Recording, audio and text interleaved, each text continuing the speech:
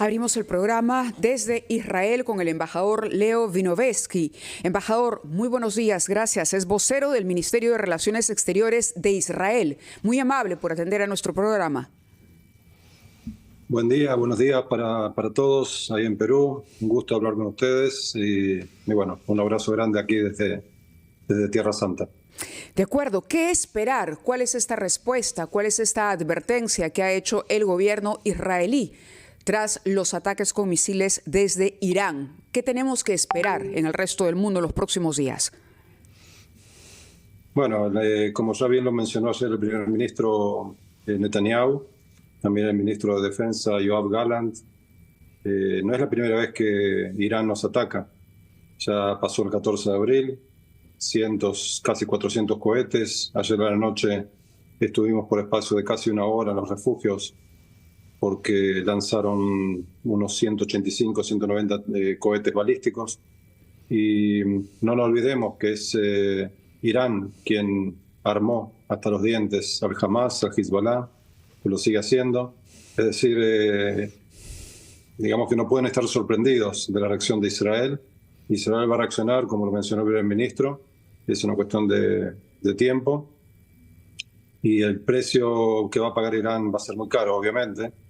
Esto no se hace, lo que han hecho no se hace, poner en vilo a toda una población, tanto en abril como ahora, pero como dije antes también, el 7 de octubre es producto también de los armamentos iraníes. La cantidad de armamento que hemos recolectado en el sur del Líbano con la maniobra militar de los últimos días es algo que, si ustedes vieran las fotos y los clips, es algo realmente aterrador. Tenían preparado un 7 de octubre desde el Líbano para perpetrarlo también en el norte de Israel. Entonces Embajador, estamos con el frente del sur, con el frente del norte, y sí. La respuesta de Irán seguramente es una cuestión de tiempo. Cuando usted se refiere al 7 de octubre, y para poner en contexto a nuestros oyentes y televidentes, estamos hablando de este ataque contra un concierto de música electrónica, ¿correcto? Sí, eso que ocurrió en el año 2023 y que de alguna manera fue un punto de partida para la escalada de violencia que estamos viendo hasta hoy. Sí, el 7 de octubre los terroristas palestinos del Hamas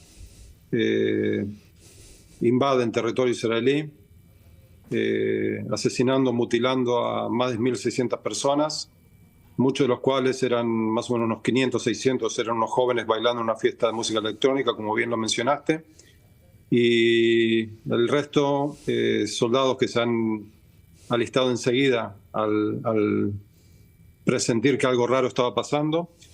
Recuerdo, son 6:30 de la mañana del 7 de octubre, y a su vez cientos de miembros de los kibutzim, de los kibutz, que son granjas colectivas del sur de Israel, que estaban justamente con muchos sueños de paz con el vecino palestino.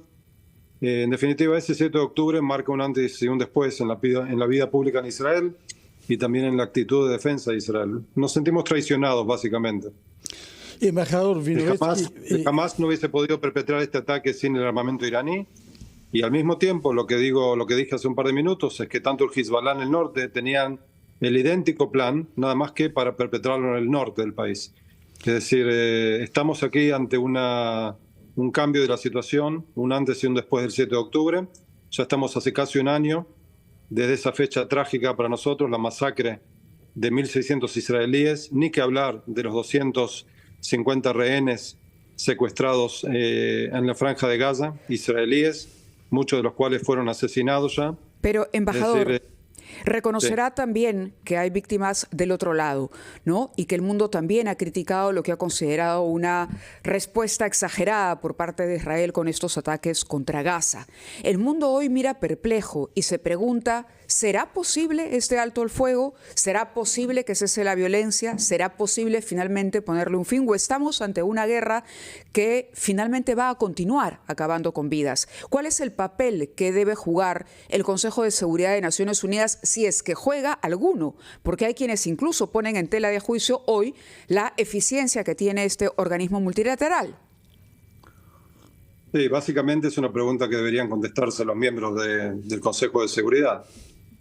Vamos a decirlo concretamente, no tiene ningún sentido pensar qué es lo que tal o cual país dice acerca de la respuesta israelí. Un país, un ejército deben proteger a su población y vaya si lo justificó el 7 de octubre. Lógicamente la guerra, que no es una guerra que queríamos, ni que quisimos, ni que comenzamos, pero es la obligación del Ejército de Defensa de Israel justamente defenderse, defender a su población.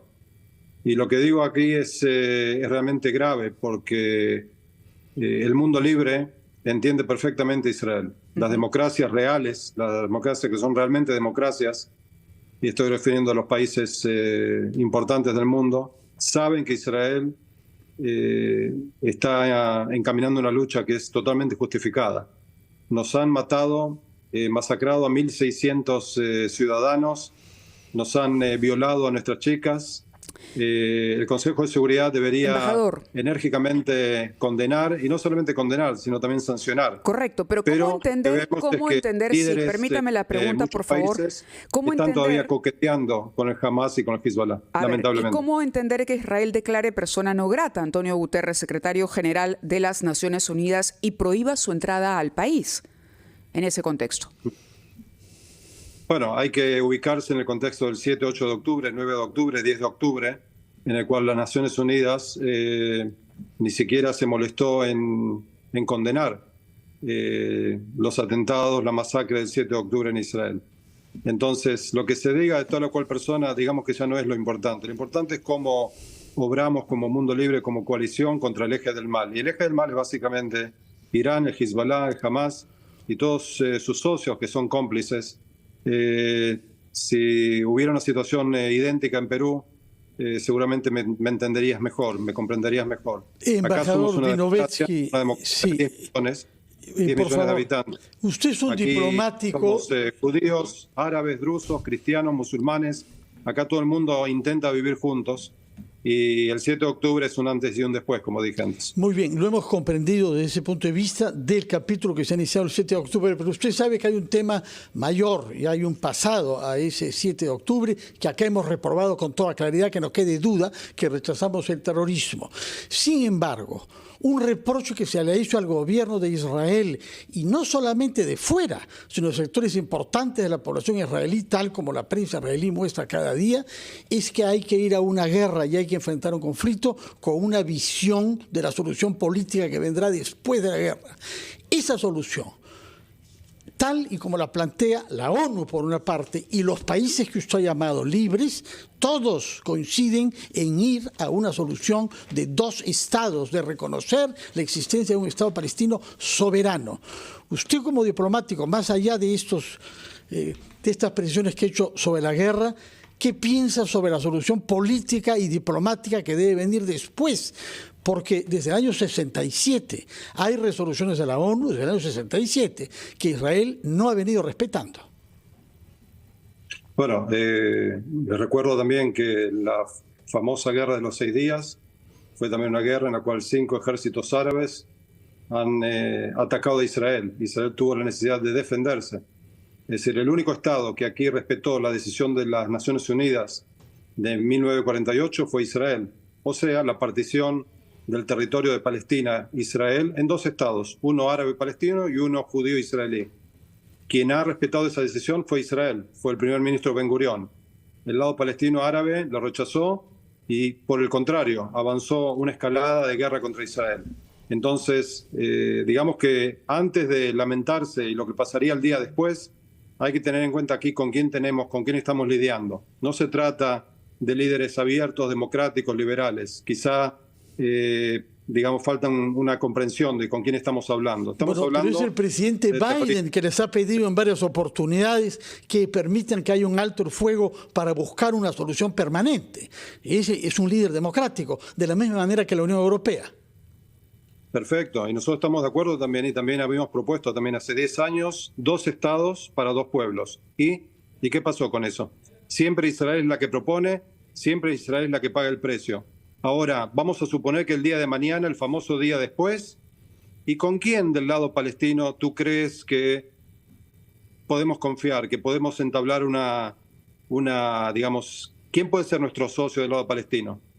Hay una autoridad con la palestina alianza, que tiene un presidente reconocido por la comunidad internacional, usted lo sabe bien, Mahmoud Abbas.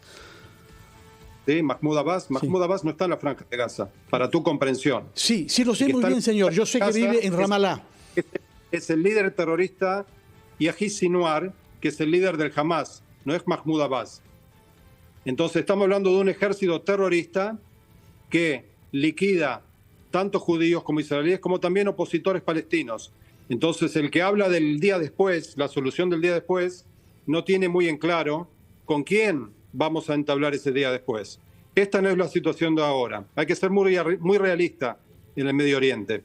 Por un lado hay que tener fe, pero por otro lado hay que ser muy realista. En este momento Israel está librando una guerra que no quiso.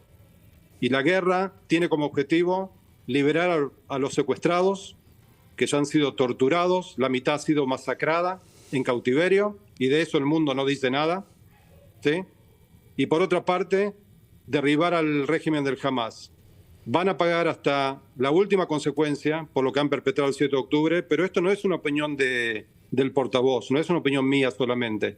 Esta es una opinión de todo el país, todo el pueblo de Israel está encaramado en terminar con el Hamas y terminar con el Hezbollah. Embajador han Leo ido muy lejos. Winovetsky, Han ido muy lejos. le agradecemos la comunicación. Gracias por responder a nuestras preguntas, vocero del Ministerio de Relaciones Exteriores de Israel. Muy amable. Vamos a ir a la pausa, 8:21.